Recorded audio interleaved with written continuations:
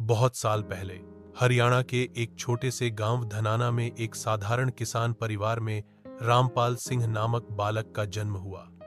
बचपन से ही वे ईश्वर भक्ति के प्रति आकर्षित थे।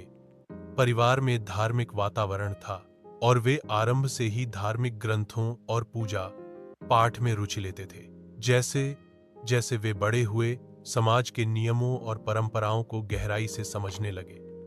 वे आर्य समाज से जुड़े और स्वामी दयानंद सरस्वती के विचारों का अनुसरण करने लगे। लेकिन एक बात हमेशा उन्हें परेशान करती रही, ईश्वर की प्राप्ति का सही तरीका क्या है? क्या केवल मंत्रों और यज्ञों से ही मोक्ष संभव है?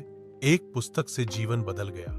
एक दिन उन्हें संत गरीबदास जी महाराज की वाणी पर आधारित एक पुस्तक मिली। उसमें लिखा था, कोटि कोटि जब तप करो, बिन गुरु के नहीं ठौर। जब तक सतगुरु नाम न देवे, तब तक नहीं उद्धार। यह वाणी उनके हृदय को झकझोर गई। उन्होंने सोचा, क्या मैं अभी तक जिस मार्ग पर चल रहा था वह सही नहीं था? सच्चे गुरु की खोज। इन्हीं प्रश्नों के उत्तर पाने के लिए उन्होंने अनेक साधु संतों से संपर्क किया, लेकिन किसी के पास स्पष्ट और ठोस उत्तर नहीं था। अंततः एक दिन उन्हें अपने जीवन के सच्चे गुरु मिले, स्वामी रामदेवानंद जी महाराज। उन्होंने उन्हें कबीर साहेब की वाणी और सतगुरु तत्व ज्ञान का बोध कराया। रामपाल जी को समझ आ गया कि केवल बाहरी कर्मकांड नहीं, बल्कि सच्चा नाम दीक्षा और सतलोक की जानकारी ही मोक्ष का रास्ता है। समाज का विरोध और सच्चाई की रक्षा। जब उन्होंने सतनाम की दीक्षा देना शुरू की और लोगों को धार्मिक भ्रमों से मुक्त करने लगे, तो रूढ़िवादी समाज और नकली संतों ने उनका विरोध शुरू कर दिया।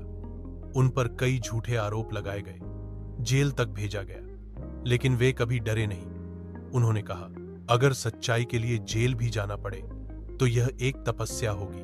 उनका संदेश था, अल्लाह एक परमेश्वर, कबीर साहेब हैं और वेद, गीता, कुरान, बाइबल सभी सच्चे ज्ञान की ओर इशारा करते हैं। एद सतभक्ति से ही मोक्ष संभव है और वह एक सच्चे गुरु से मिलती है।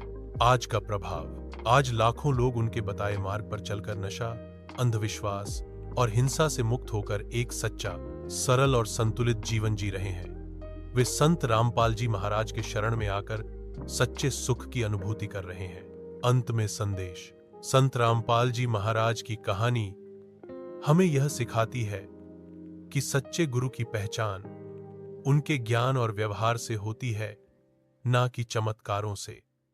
और यदि जीवन में सच्चा ज्ञान मिल जाए तो अज्ञान का अंधेरा अपने आप दूर हो जाता है। जो कुछ पढ़ा सुना है सब भ्रम है।